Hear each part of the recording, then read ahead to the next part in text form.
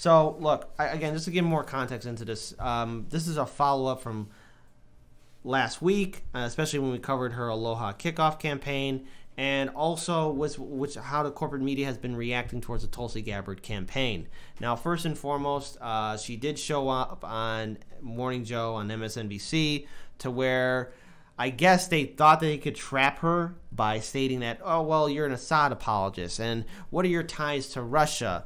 And again, you know, she did a fantastic job defending herself and really explaining her policies and actually calling out that now debunked article that still corporate media still holds on to. Now, we've seen a few media outlets still hold on to that article and cite it, even though it's been debunked by Glenn Greenwald and RT America, as well as numerous other independent media networks like ourselves, really calling out that that article has no evidence to it. The two sources that MSNBC used have been discredited. They're not even real sources at all. They're not even allowed on Facebook.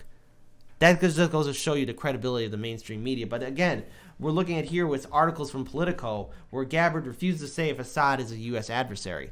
Now, first and foremost, the reason why Tulsi Gabbard went to Syria in the first place wasn't just to meet Assad. That happened. But no, she was there for a fact-finding mission as a United States representative in order to get information to find out what's going on there and what is the involvement of the United States.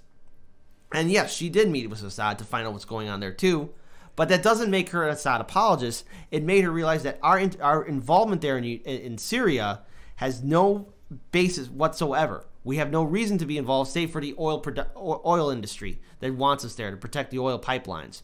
And on top of that too, it's a waste of American lives. And as soon as you have a progressive candidate that is against war, that is against intervention, the corporate media is going to go after her. Because let's remember, before she even went to Syria, a lot of the corporate media was telling the Obama administration that we have to go to Syria, we have to bomb, we have to invade, we have to do something to stop Assad, we have to do something right now because there's rebels there and they need freedom.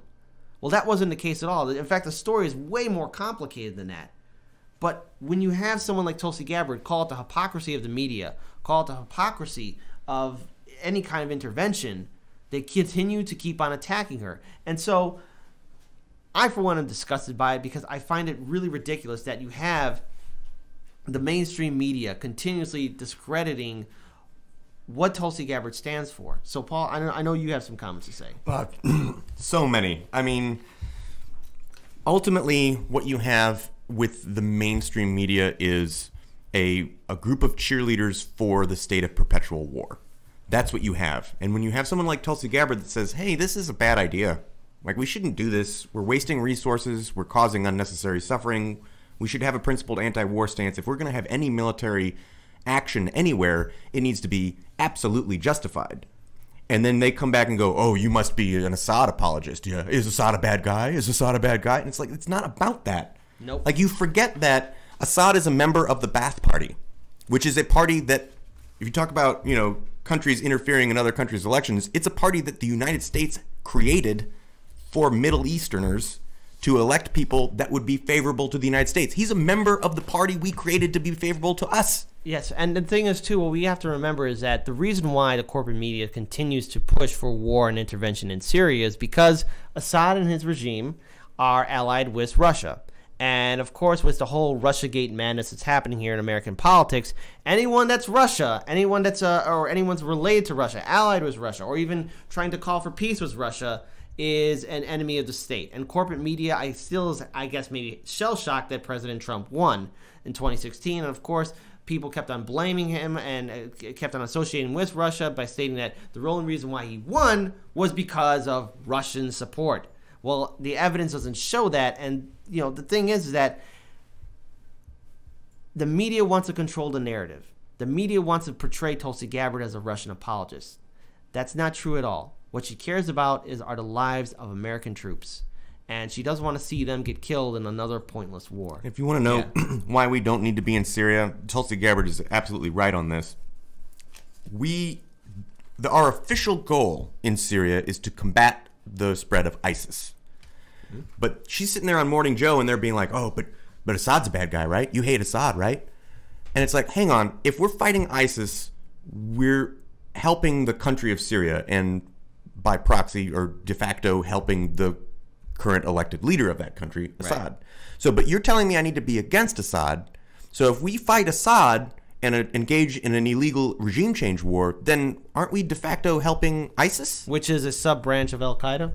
Exactly. Or at least has its an offshoot of it. I mean, that's a thing. That's why we shouldn't be there. Yeah, there's no side of that war that we can engage in and be confident that we're doing the right thing. Right. Ultimately, we just don't have any real business there at all. Like, Syria is not a direct threat to the United States in any way. Mm-hmm.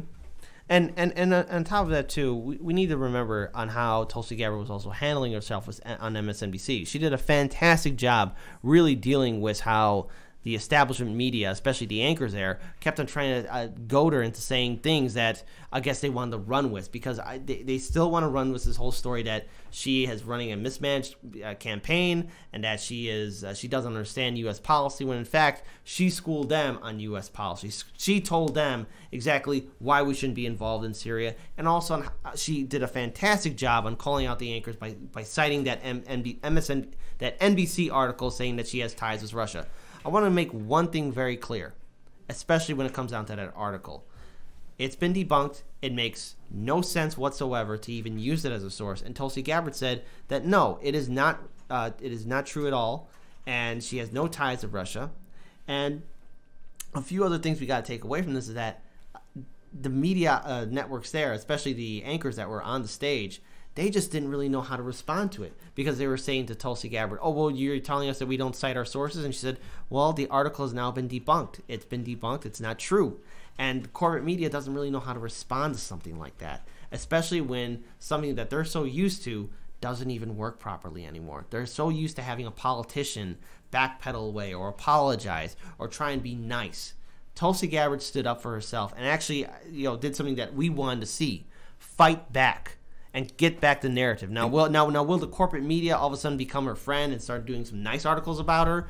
The answer is no. And the thing is, when we were on Tim Black's show talking about Tulsi Gabbard and her campaign and how she handled herself on MSNBC and how she did her Aloha kickoff, there has to be some. We talked about what kind of advice we would give Tulsi Gabbard. And first, the media is not your ally at this point. The narrative that they want to portray you as is someone who is incompetent, someone who is not trustworthy, someone who's ties to Russia. We all know that that's not true, because if you type in Tulsi Gabbard, you see nothing but negative articles. But if you type in Kamala Harris, you see nothing but growing praise. And the thing is, that's a disservice to the American voter, because it's portraying one candidate in one way and another candidate the other way, and it's hypocrisy. Another thing, what Tulsi Gabbard's going to have to do, especially if she wants to get back this narrative, do viral social media and really reach out to independent media networks to get the message out, because corporate media will not do that for you.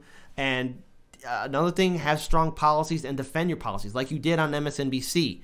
Don't back down. On your Aloha kickoff, you explained your foreign and domestic policies to the point to where it's like corporate media just wants to tear it down, but they can't, because there's support for these progressive policies that you're fighting for. And then finally, one last note, build a strong legal team, Tulsi Gabbard, especially when you're doing the primaries, because there's different election laws all across the country, and you're going to need to have a strong team to really address the clear election fraud that might happen potentially in 2020. Because if the Democrats were going to do it in 2016, there's a good chance they're going to do it in 2020. Paul. Yeah, just one, I think, really clear salient point I need to add to this. The reason that Tulsi Gabbard is such an effective messenger on this topic is very easy. She's a two-tour veteran in the Iraq War and a current major in the Hawaiian National Guard. Right? She is not ignorant of U.S. foreign policy. She's not ignorant of U.S. practices in war. She is somebody who is there on the front lines and is engaging with what is actually going on with America's foreign policy.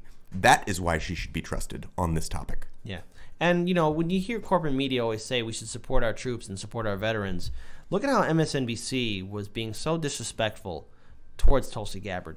I don't care whether you're a Democratic veteran, a Republican veteran, independent veteran. It should anger a lot of us that a sitting member of Congress, a United States veteran, was so disrespected on corporate media. They're portraying her as something that she is not, and corporate media is not going to apologize for it. But we need to hold corporate media accountable because they are essentially, I guess, for the most part, the force of state. But because they're owned by corporations, and because these same corporations are part of the military-industrial complex that also donate to Democratic and Republican establishment leaders, they're going to portray Tulsi Gabbard, a progressive, who's taking a stance on anti-war, as something that she's not. Now, we all know the truth, and this is where we all have to step up and get involved in this 2020 election cycle and really get the facts. And this is where you guys got to support independent media, because we got to build a real strong force of state to hold those in power accountable. And that's why we're covering the Tulsi Gabbard stories, because it shows the clear hypocrisy of the neoliberal system that we have and the corporate media that's telling the stories.